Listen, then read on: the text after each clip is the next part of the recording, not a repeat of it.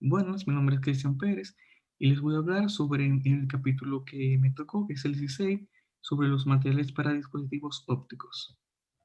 En la tabla de contenido, los temas que estaremos abarcando será comenzando por la introducción, luego la interacción de materiales y radiación, gráficos para propiedades ópticas, la física y manipulación de propiedades ópticas, el diseño óptico y por último el resumen y conclusiones.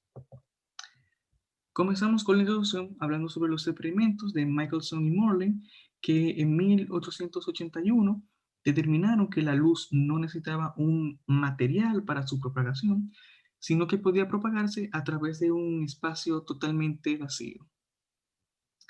Tenemos también que los materiales que interactúan con la radiación al reflejarla, absorberla, transmitirla y refractarla. En este capítulo, que trata sobre estas interacciones, los materiales que la hacen mejor y las formas en las que la podemos utilizar.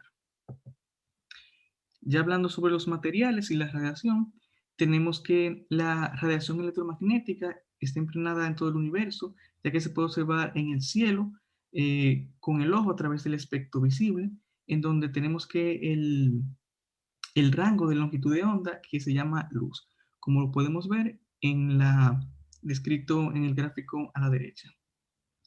Tenemos también que la intensidad de una onda electromagnética proporcional al cuadrado de su amplitud es una medida de la energía que transporta cuando la radiación con intensidad lo golpea un material, esta se refleja una parte llamada IR también, como está escrita en la fórmula, de la misma una parte IA que es la que absorbe y también una parte IT que es la que puede transmitirse. Estas son magnitudes adimensionales, es decir, que tienen características eh, que cuando se quiere describir estas características físicas, esto no tiene ni dimensión ni una unidad eh, de expresión explícita y que como tal, esta siempre tiene una dimensión, la cual es 1, como se puede ver evidenciado en la fórmula. Cada uno depende de la longitud de onda de la radiación, también de la naturaleza del material y del estado de superficies. Estas pueden considerarse propiedades del material en un estado de la superficie pulida, suave o rugosa. La parte visible del espectro es solo una pequeña parte, pero incluso, como se ve en el gráfico, esta tiene una variedad fascinante que nos muestra los colores que van desde un rojo oscuro hasta un morado un poco más intenso. Ahora hablando sobre las propiedades ópticas de la luz, tenemos que los materiales que reflejan o absorben toda la luz visible, que no transmiten, se llaman opacos. Como pueden ver, tenemos un material que no nos permite observar lo que hay detrás de los lápices. Siguiendo, tenemos aquellos que transmiten un poco de luz, un poco de luz difusa, se llaman estos translúcidos, que como pueden ver, tenemos una imagen eh, un poco más clara, aunque difuminada, de lo que son los lápices.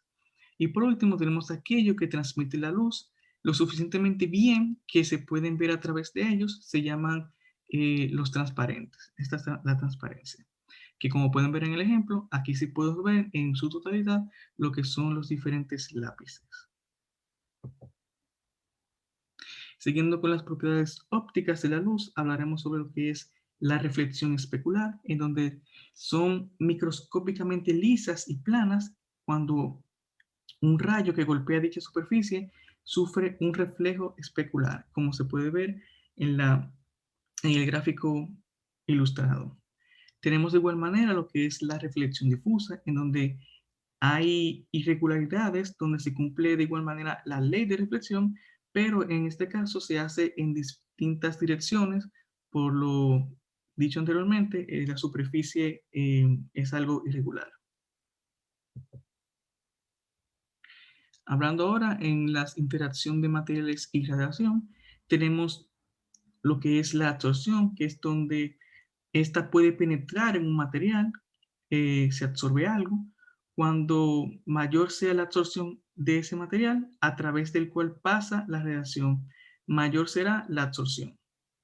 Tenemos la transmisión, que es cuando una luz pasa por una losa de material. Esta pierde algo de intensidad, por lo que la superficie cuando entra entra y sale, se refleja una parte y otra parte se queda absorbida en el medio, como se puede ver reflejado en el gráfico. Tenemos por último lo que es la refracción, que es cuando la velocidad de la luz ingresa a un material, disminuye, y este retardo hace que un haz de luz se doble o se refracta cuando entra en un material de índice de refracción que es diferente. Ya en el ejemplo a la derecha se puede ver ilustrado estas definiciones. De igual manera, cabe destacar los diferentes usos que se le pueden dar sobre la reflexión. Tenemos que uno de los cuales es desviar la trayectoria de luz en los binoculares prismáticos y también las cámaras reflex. Otro es atrapar la luz dentro de una fibra óptica, que es una aplicación que ha cambiado mucho lo que es la forma en las que nos comunicamos actualmente. Seguimos con el gráfico para propiedades ópticas, en donde tenemos un gráfico de índice de refracción y constante dieléctrica que muestra su relación aproximada. Las que se muestran como burbujas blancas son transparentes a la luz visible y los que tienen burbujas rojas, estas no lo son, pero transmite radiación de longitudes de ondas más largas. Para la refractividad e índice de refracción, la espectacular refracción y el brillo del diamante, por ejemplo, provienen de su alto índice de refracción que proporciona reflectancia y una extensa reflexión interna total. Como la reflectancia depende de n, los materiales caen en una curva característica. Los materiales con círculos abiertos son transparentes a la luz visible. Los que tienen círculos rojos son transparentes al infrarrojo e inferiores, pero no a la radiación visible. El índice de refracción alto proporciona una alta reflectividad y es aquí donde sobresale el diamante que se ubica en n igual a 2.42.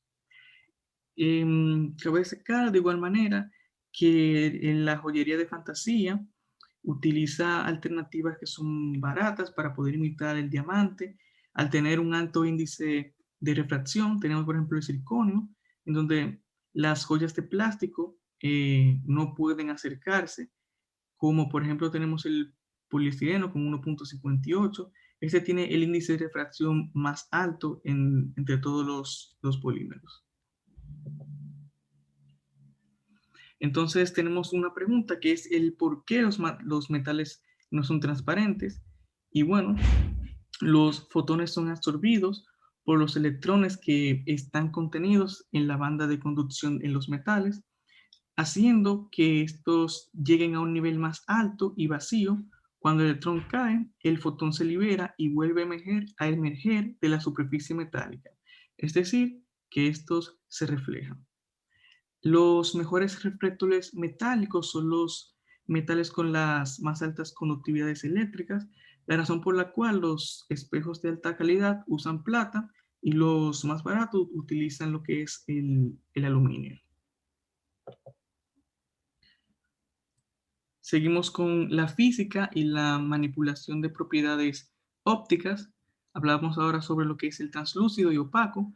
Vemos que cuando un vidrio puro sin estructura interna y un ancho de banda amplio es completamente transparente, la luz que ingresa en una cerámica policristalina o un polímero parcialmente cristalino sufre refracción múltiple y también se dispersa por la porosidad, lo que hace translúcida u opaca. La dispersión explica por qué algunos polímeros son translúcidos u opacos. Son microestructuras en una mezcla de regiones cristalinas y amorfas con diferentes índices de refracción. Y aquí tenemos también ilustrado lo que son en el ejemplo A y B, lo que es el puro y lo que es cuando ésta ya pasa a refractarse. Ahora hablaremos sobre lo que es el color, en donde la luz emitida por el material es una mezcla de longitudes de onda transmitidas y remitidas, y esto es lo que da un color característico.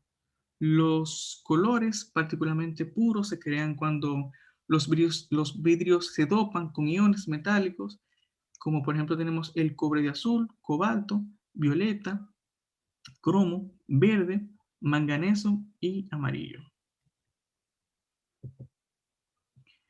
Seguimos ahora hablando sobre lo que es la fluorescencia, la fosforescencia y la electroluminiscencia. Si al caer el fotón que emiten está en el espectro visible, el efecto es el de luminiscencia. Cuando el tiempo de retardo es corto, se denomina fluorescencia, y cuando el tiempo de retardo es mayor, se llama fosforescencia. Pasaremos ahora a lo que es la fotoconductividad, en donde los dieléctricos son verdaderos aislantes, solo si no hay electrones en la conducción, ya que si las hay, un campo las acelerará dando una corriente eléctrica. Los dieléctricos con una banda prohibida lo suficientemente estrecha como para que los fotones de la luz visibles se exciten, los electrones a través de ella se vuelven conductoras, aunque con alta resistencia. Esto cuando se expone a la luz, por lo que cuanto mayor sea la intensidad de la luz, mayor la conductividad.